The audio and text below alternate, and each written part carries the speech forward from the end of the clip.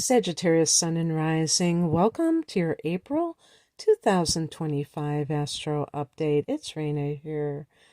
Alrighty then. So, this is a fiery month. There is some Pisces energy, there's some Taurus energy, but it is going to be lit. And of course, if you're listening in March, you're going to be in the thick of all those eclipses. So that's not going to be very staid or or mellow in and of itself. That's going to be very full of drama, surprises during eclipse season, during retrogrades. And in April, the retrogrades go direct, but they do take their time, and there can still be leftover effects because there's still going to be a post-retrograde shadow period as well, and just in general getting settled back into things. So on the 7th of the month, Mercury turns direct at 26 degrees of Pisces, and this is for Sagittarius. I'm a Sun in Sagittarius myself. This is the 4th house of home and family. Now, I do want to say a couple of things here. This is a general forecast. It is not meant to be accurate for everybody who has the Sun or Ascendant in Sagittarius due to different degrees of Sun or rising. And just to let you know, I'm a Sun in Sag, but my rising sign is a late degree of Taurus. And when I'm looking for predictive things, I stick to the natal chart, which is dictated by the ascendant. So if you're a Sun in Sagittarius, listening for your Sun sign, I would recommend that you also listen for your rising sign, because it is what most astrologers seem to use for predictive purposes, for your, mundane, daily events. And it's going to be way different than whatever your solar chart is. So anyway, Mercury going direct in this domestic area could have different, things happening, or different influences for different people. I mean, you could be selling a house, and this could be something that you've needed to get some kind of contract. Mercury can be a contractor, or something that was miscommunication between you and a realtor or whatever, settled. Something along those lines. For other people, I mean, the 4th house could be your mom. Maybe you are getting in touch with her. You had some break in communication.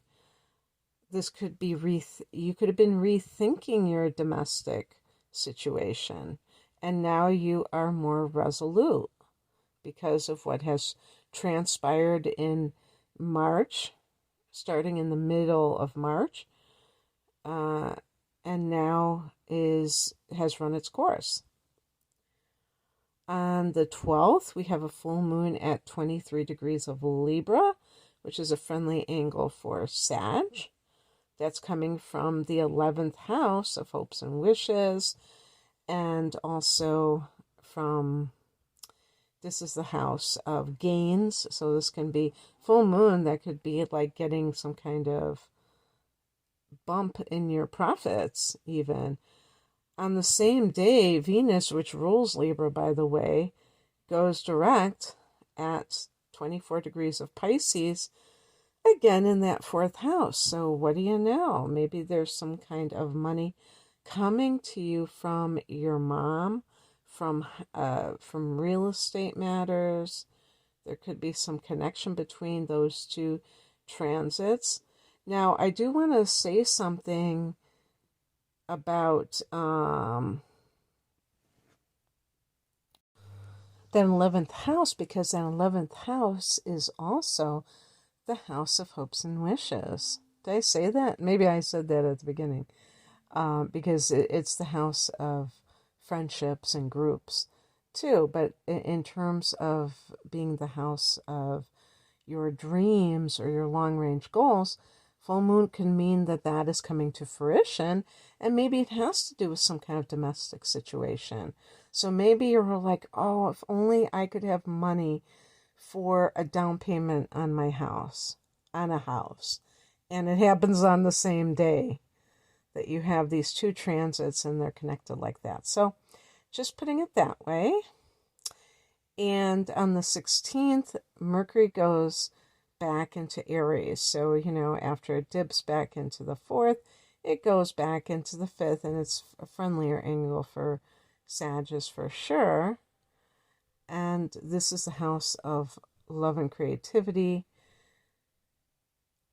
And you did have both Mercury and Venus retrograding from this 5th house. So I wonder how many Sagittarius had some kind of relationship, well, I shouldn't say relationship drama, but love drama coming into your reality in some way. Maybe?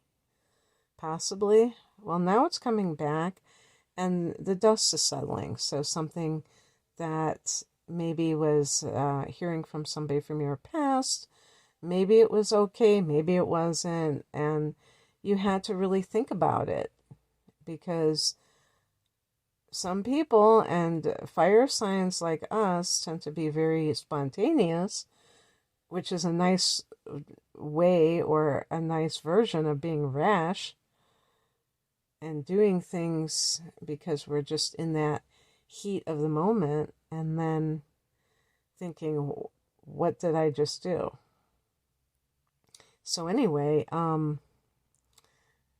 now you can proceed with more clarity. On the 17th, Mars goes back into Leo. So there's that fire again.